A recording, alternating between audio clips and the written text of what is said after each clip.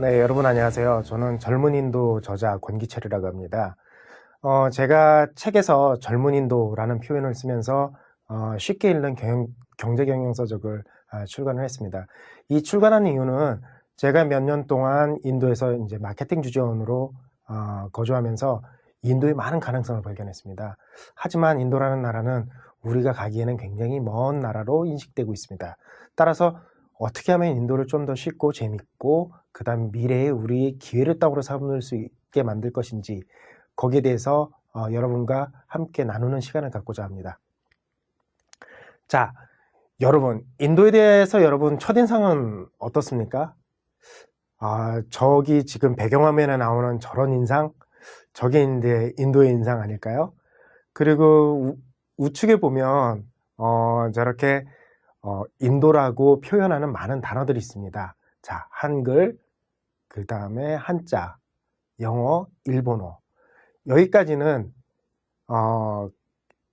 우리가 쉽게 읽을 수 있고 여러분들이 아시는 단어죠. 요 밑에서부터가 바로 인도인들 스스로가 쓰는 인도 말입니다. 인도어는 현재 알려진 것만 해도 공식 언어가 17개 이상, 심지어는 30개 이상이라고 일컬어지고 있습니다. 자, 첫 번째는 힌디어, 두 번째는 많이 쓰는 따밀어, 그리고 말라얌 이렇게 등등등등 쓰이고 있습니다.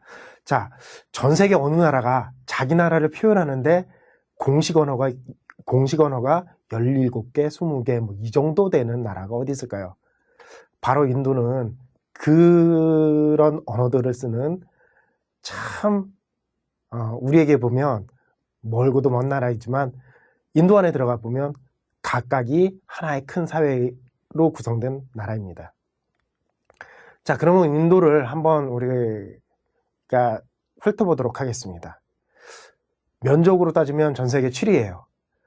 인구의 70%가 35살 이하고 평균 연령이 26.7세입니다. 그리고 세계 20대 이하의 인구의 20%는 인도입니다. 다시 말해서 지금 현재 태어나는 5명의 전 세계 아이가 있다면 5명 중에 1명은 인도 사람인 거죠. GDP는 1인당 GNI는 1,700불로 굉장히 우리하고 차이가 있죠. 중국만 해도 8,000불, 9,000불 정도 되는 데 비해서 굉장히 큰 차이가 있습니다. 하지만 인도는 시장 자체가 굉장히 크고 가능성이 많기 때문에 1인당 GNI는 현재 큰 문제가 되고 있진 않은 상황입니다. 또한 특이한 거는 세계 4위의 군비 지출국입니다.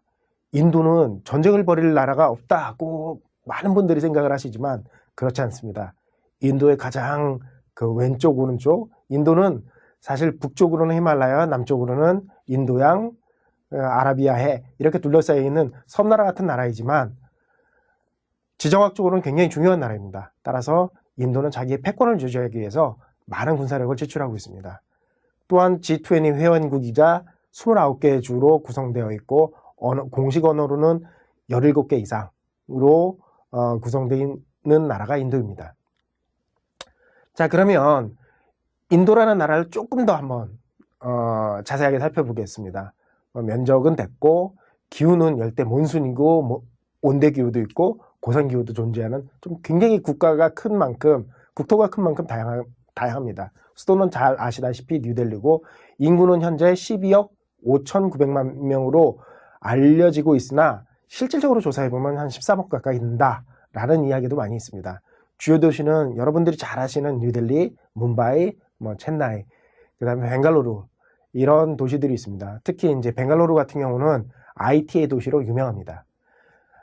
그 민족은 인도는 아리안족이 70%가 넘어가 있고 그 다음에 드라비드족 그리고 정말 다양한 민족들로 구성이 되고 있습니다.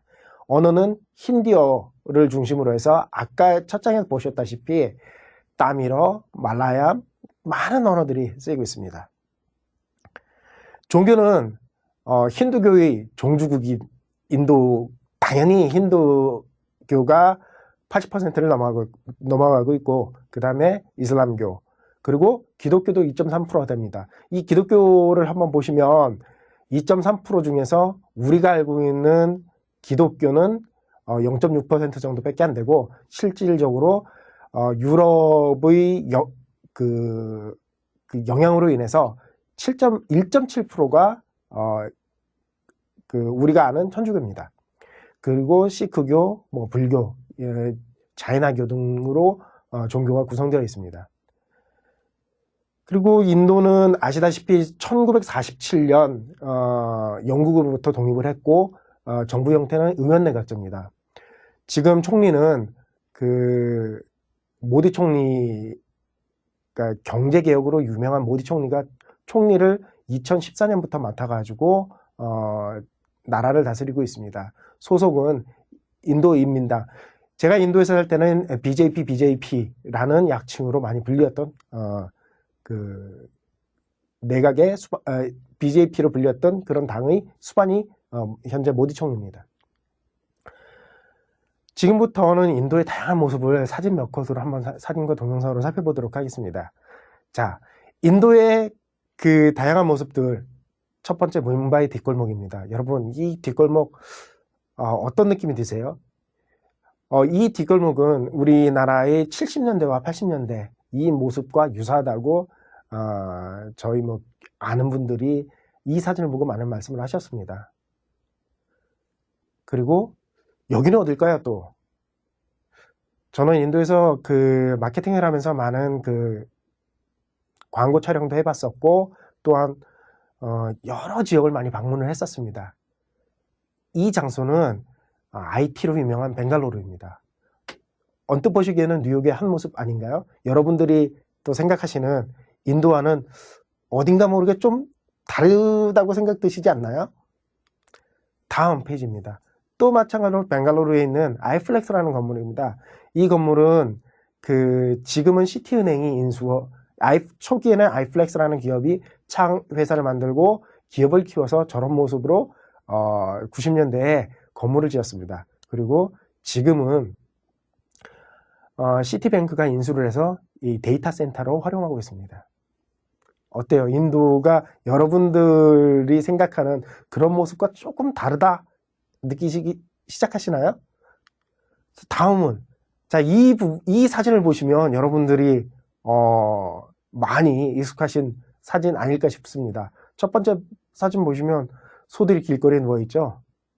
인도 하면 딱 뭐든지 연상되는 이미지를 고르라고 하면 첫 번째 소, 두 번째 코끼리 뭐 이런 거를 많이 말씀을 하시는데 저도 이제 실제로 살다 보니까 뭐 길거리에 저렇게 많은 소들이 있는 거를 많이 봤습니다. 하지만 최근 들어서 길거리에 이제 소들은 점점 줄어들고 있습니다.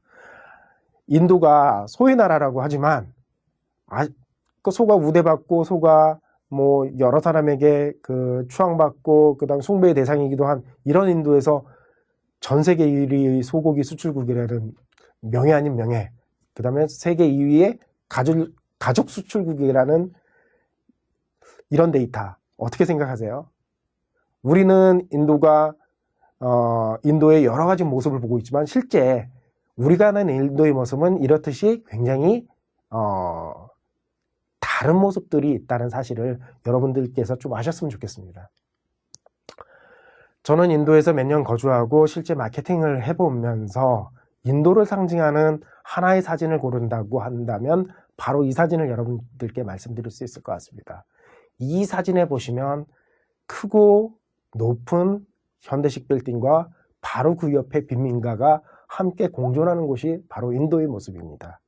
그리고 저기 위에 뭐 눈썰미 좋으신 분들은 보실 수 있겠지만 새가 한 마리 날아가고 있습니다. 그 새가 한 마리 날아가고 있는데 저 새는 뭘까요? 그렇습니다. 인도는 여러분들이 잘 아시다시피 큰 대도시에 사람만이 사는 것이 아니라 많은 동물들도 같이 삽니다. 특히 뉴델리 같은 경우는 케냐의 나이로비에 의해서 전 세계 2위의 새들의 고향이라는 그런 별명이 붙은 나라입니다. 도시입니다. 제가 인도에 있을 때 2월 24일이 빅버드 데이였습니다. 빅버드 데이는 그만큼 새가 많기 때문에 새들을 탐조하고 새들을 보호하자라는 데서 나온 날이었죠. 그러면 여러분들 이런 자연과 뭐 동물이죠. 동물과 사람과 그리고 현대와 과거, 그 다음에 발전된 모습과 낙후된 모습이 모두 공존하는 이 인도에 대해서 좀 더 한번 더 들어가 보도록 하겠습니다. 지금 이 영상은 여러분들이 인도를 여태까지 알고 있던 그런 모습과는 굉장히 다른 영상이 되겠습니다. 이 영상을 보시면 이 직장 여성, 직장에서는 보스죠. 직장 여성과 그 다음에 그녀의 남편이자 부하인 남직원이 대화하는 모습입니다. 여기서 우리가 보셔야 될 게 인도의 모습이 이 영상 안에 많이 담겨져 있습니다. 인도는 실제로 직장 안에서 저렇게 전통 복식을 고수하고, 또한 지금은 카스트가 직장 안에서는 많이 파괴되어 있습니다. 다시 말해서 직장에서 카스트는 큰 의미가 없는, 여러분들이 카스트 제도 하는 것은 결혼 제도나 어떤 지역의 문제이지, 많은 사람들이 모여가지고 자기의 실력을 발휘하는 직장 생활에서는 더 이상 문제가 되고 있지는 않고 있습니다. 그리고 또 하나, 아직까지 여성들이 인도에서는 사회 진출이 다른 나라보다 많이 하고 있지는 않습니다. 하지만 인도에서는 다른 여타 개발도상국들보다 고등교육을 받은 많은 여성들이 있습니다. 따라서 그 여성들이 사회적인 역할이 점점 확대가 되고, 또 하나 주의할 것이, 이런 여성들의 사회 진출이 많아짐에 따라서 우리가 많은 마케팅 기회와 많은 여러 가지 비즈니스 기회를 발견할 수 있게 됩니다. 자, 이제 영상을 그럼 시청을 하시면서, 하나 더 있습니다. 이 영상은 보시면 중간에 힌디어가 주로 사용됩니다. 하지만 여러분들 보시면 중간중간에 영어가 섞여 있습니다. 인도 실제 직장 생활에서도 마찬가지로, 저도 이제 인도 직원들하고 같이 일을 할 때 인도 직원들이 중간중간에 영어도 쓰고 힌디어도 썼습니다. 저도 그래서 알아듣는 힌디어가 꽤 됐었습니다. चॉइस नहीं है, तुम्हें ये करना ही पड़ेगा। लेकिन प्रिया इतने कम टाइम में ये सब कैसे होगा? Sorry guys, you'll have to manage it. Okay? You should start now.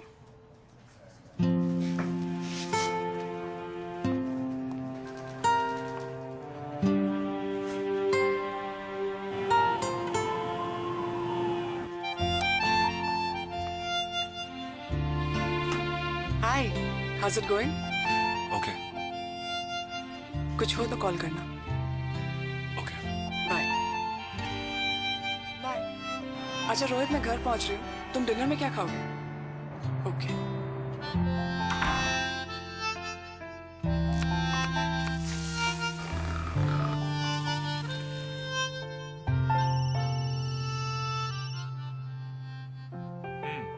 Time लगेगा, बॉस ने बहुत काम दिया है। बाय।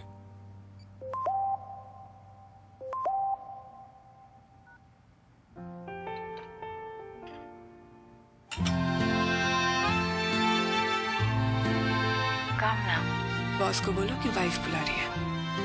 तुम ही बोलो ना बॉस को। जल्दी आना, वेट करूंगी। कभी कभी बस एक स्मार्टफोन लाइफ में थोड़ा मैजिक ला सकता है। तभी तो खास स्मार्टफोन्स के लिए बना है एयरटेल, द स्मार्टफोन नेटवर्क। 자, 어떻게 영상은 잘 보셨습니까? 그러면 요즘 최근 저도 많이 느끼는 거지만 중국, 넥스트 차이나를 준비하자라는 말들이 많이 등장하고 있습니다. 뭐 이거는 비단 중국에서 현재 뭐 여러 가지 중국과 한국 사이에 여러 가지 정치적인 문제도 있지만 실질적으로 데이터에서 발견할 수 있습니다. 현재 인도의 경제 성장률은 7%를 상회하고 있습니다.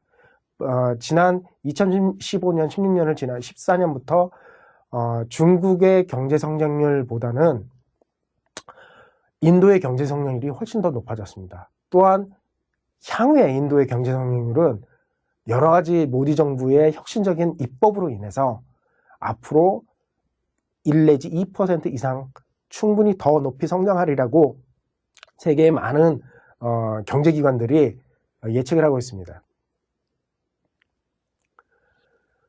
이를 뒷받침하는 걸 하나 또 보도록 하겠습니다. 인도와 중국의 인구추입니다. 우리나라도 인구가 줄기 시작하면서부터 경제가 굉장히 가라앉기 시작했습니다. 저도 느꼈지만 인구가 많이 늘어나는 나라, 인구가 점점 증가하는 나라는 그만큼 기회가 많습니다. 하지만 인구가 줄어드는 나라는 여러 가지 경제의 활력도 떨어지고 노동인구가 줄어듦으로써 벌어지는 많은 일들이 일어나게 됩니다. 지금 인구의 추이를 보면 중국과 인도의 인구 추이를 보면 2022년에는 중국의 인구를 인도가 따라잡게 됩니다. 그 이후 격차를 더 벌이게 됩니다. 왜 이런 일이 일어날까요? 자, 인도의 인구 증가율은 2.48명입니다. 한국은 지금 2.23명이죠. 중국은 1.5명입니다. 여기서도 알다시피 인도는 지금 저도 일할 때 저희 직원들이 보통 이제 한 가정에, 물론 결혼도 굉장히 일찍 합니다. 인도는 보통 22살, 3살부터 결혼하기 시작해가지고 우리로 따지면 30살, 우리는 결혼정년기라고 하는 30살 이상이 가면 완전히 노총각취급이나 노천취급을 받습니다. 인도는 보통 이제 가정에서 2명 내지 3명의 자녀가 있는 것은 기본이고, 도시 같은 경우는 보통 이제 2-3명, 그리고 시골 같은 경우로 내려가면 3명 정도가 3명의 자녀를 가지고 있는 것이 보통 제가 느꼈었던 인도입니다. 하지만 이제 중국과 우리나라는 점점 이제 그 인구 증가율이 줄게 되면서 경제의 활력도 그 역시 떨어지게 됩니다. 또 하나는, 그렇지만 이제 인구가 이렇게 많아짐으로써 벌어지는 문제가 굉장히 많습니다. 그 대표적인 문제가 일자리 문제입니다. 지금 인도는 국내 GDP에서 농업 비중이 가장 높은 비중을 차지하는 것은 서비스업입니다. 서비스업이 약 60%, 그리고 제조업 비중인 13%, 나머지는 1차 산업인 그 농촌 경제로 지탱되는 그런 그 사회가 인도입니다. 중국은 이에 비해서 중국은 30% 그 GDP에서 제조업이 차지하는 비율이 30%, 한국이 30%입니다. 인도네시아가 24% 정도 되고요. 인도는 이런 빠른 인구 증가율로 인해서, 많은 인구 증가율로 인해 가지고 지금 사회적인 문제도 크게 되고 있습니다.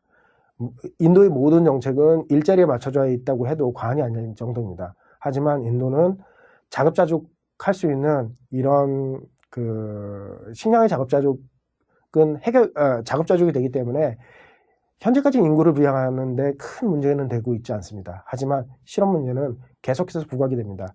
정부에서는 이런 문제를 해결하기 위해서 인도는 현재 약 13%인 제조업 비중을 인도네시아와 중국 사이의 비중이 약 26% 정도 끌어올리려고 합니다.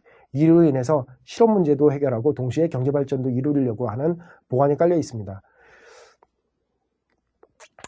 그러면 인도 입장에서는 지금 이렇게 경쟁하고 있고, 지금 현재는 제가 아까 잠깐 말씀드렸지만, 우리가 중국에 기울이던 노력이 왜 인도로 점점 향하게 되는 그 이유 중에 하나가 이제 정치적인 거를 말씀드렸는데, 인도에서 보면 지금 저도 이제 예전에 중국 마케팅도 중국 지역을 대상으로 해서 마케팅 활동도 해봤지만, 중국은 제 지인들도 많은 비즈니스를 하면서 가장 어려움을 표하시는 것들이 뭐냐면, 중국 정부의 일관성 없는 정책, 즉 법이 아니라 정치인의 정치에 의해서 경제가 움직이는 그런 불확실성이 굉장히 크다고 합니다. 따라서 우리가 어떻게 보면 단기적으로는 중국의 이 발전에 기대서 성장할 수 있었지만, 장기적으로 보면 중국은 우리에게 어떤 나라일까요? 반면교사로 삼을 것이 일본입니다. 일본은 센카쿠 열도 문제가 일어난 이후에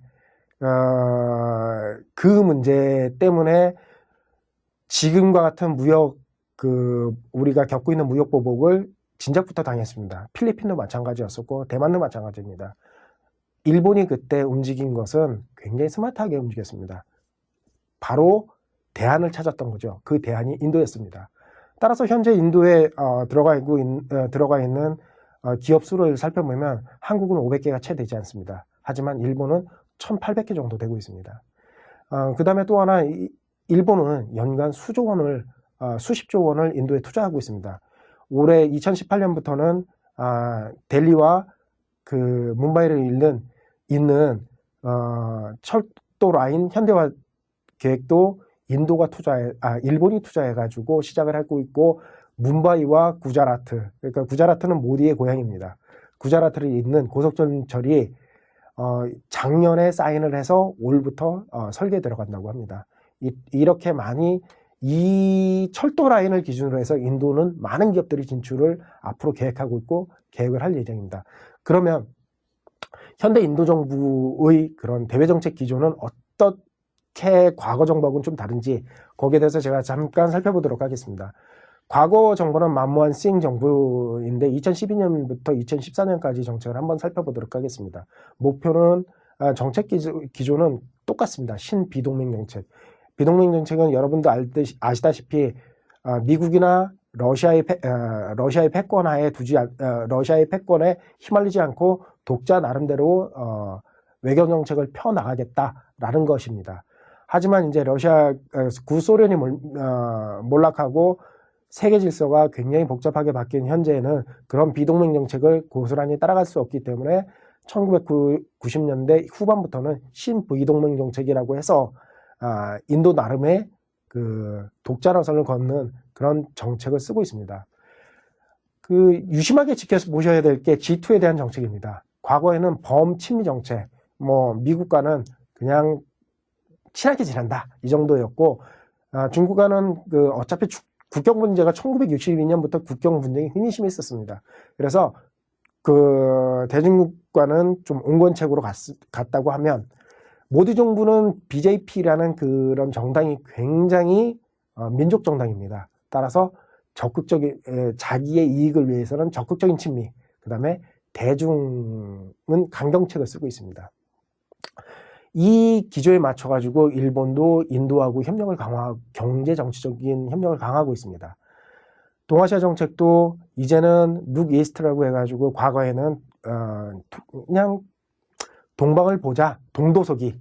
그러니까 다시 말해서 그 동양의 그런 정신력은 우리가 받아들이되 우리가 실질적으로 여러 가지 물질적인 것은 서양 것을 활용을 하자였지만, 이제는 일본, 그 다음에 동남아 이런 쪽과 협력을 강화해가지고 우리가 그 중국을 이렇게 막아내는, 좀 중국과 좀 차별화되는 정책을 쓰자. 이거는 안보적인 측면도 굉장히 강합니다. 여기 밑에 보시면 그 동아시아 정책 중에 프로젝트 모쌈이라고 있습니다. 모쌈이 무슨 말이냐면 바람이라는 뜻입니다. 계절풍. 무슨 말이냐면 인도가 과거에 이 계절풍을 이용해 가지고 중국과도 교육을 했고, 그 다음에 그 중동, 아프리카까지도 교육을 했습니다. 따라서 이런 그 계절풍 프로젝트, 모쌈 프로젝트로 중국을 견제하고 중국과 대립각을 보이고 있는 나라들과 연합을 해가지고 경제적인 이익도 도모하고 또한 안보적인 이익도 좀 확실히 하자라고 하는 정책이 프로젝트 모쌈입니다. 지금 현재 그러면 인도는 어떤 모습일까요? 인도의 기업은 해외 기업들은 인도에서 지금 어떤 모습으로 진출해서 어떻게 자기들의 비즈니스를 하고 있을까요? 일단 먼저 간단히 외국인 직접 투자 규모를 한번 살펴보도록 하겠습니다. 지금 각 국가별로 이렇게 외국인 직접 투자 규모를 보시면 2015년에 벌써 인도가 그 중국 안에서의 외국인 투자 규모를 훨씬 넘어섰습니다. 이건 뭘 상징할까요? 전 세계는 벌써 투자의 눈을 점점 중국에서 이제는 인도로 돌리고 있다라고 제가 설명을 드릴 수가 있겠습니다. 실질적으로 제가 인도에 거주했을 때 제가 작년까지 인도에 있었는데 신문상에 보면 어느 기업이 얼마 투자했다, 어느 기업이 얼마 투자할 예정이다, 어느 나라에서 투자사를 다녀와서 어떻게 투자를 할 예정이다, 이런 뉴스가 하루가 멀다 하고 나왔습니다. 구체적으로 보시면 그 2016년에 발표된 겁니다. 소프트뱅크는 향후에 5년간 인도에 100억 불을 투자를 하겠다. 알리바바는 10억 불을 투자를 하겠다. 미국은 오바마 대통령이 인도를 2015년에 방문을 했었습니다. 오바마 방문 이후에 미국에서 발표한 내용이 미국은 2년간, 1년이 아니라 2년간 230억 불을 투자를 할 것이다. 지금 현재 지금 현재 살펴보면 이 투자 규모는 더 이들이 발표한 것보다 더 늘어나고 있습니다. 심지어 소프트뱅크에서는 인도 진출한 한국 기업에게도 제가 알고 있는 그 한국 기업에게도 1,000만 불 이상 투자한 올 초에 1,000만 불 이상 투자 계획을 맺었습니다.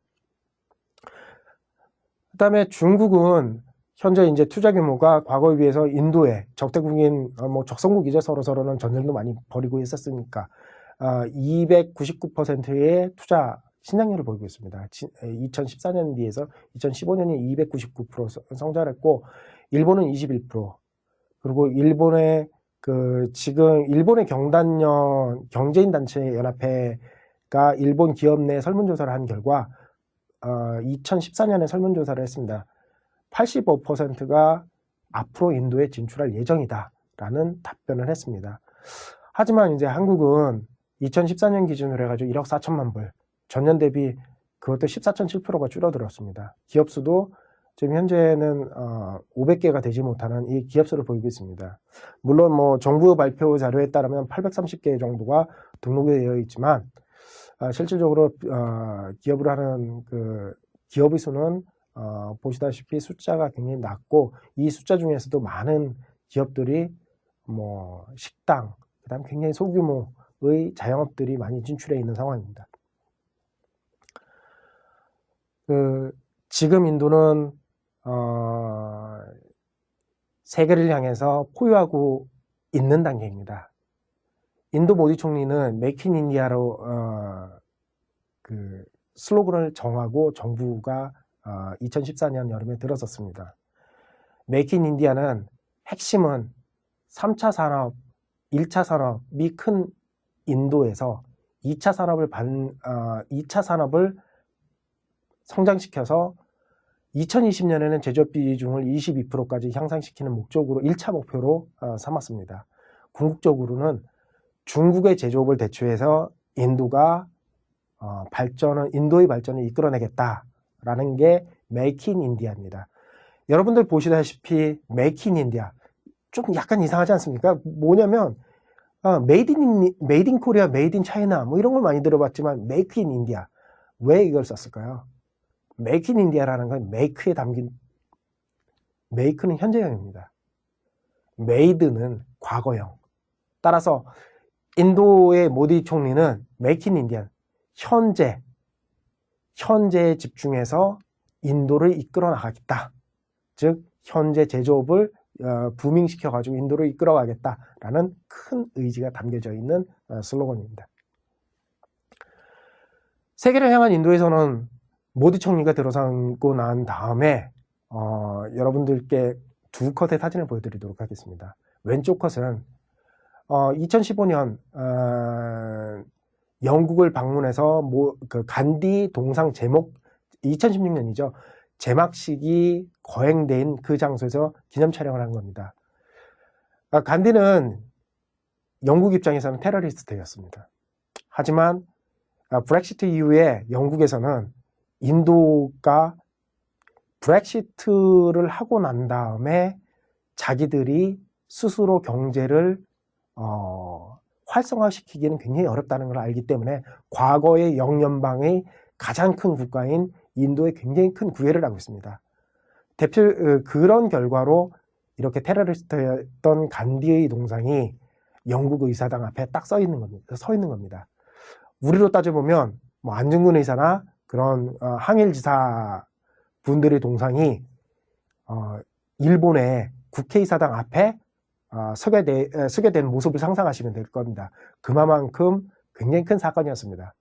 그리고 두 번째 사진은 인도와 일본의 신밀월 관계를 보여주는 사진입니다. 모디 총리는 총리가 당선이 된 이후 2014년 9월에 첫 방문지 100이 정부 출범 100일 만에 처음으로 방문한 곳이 일본입니다.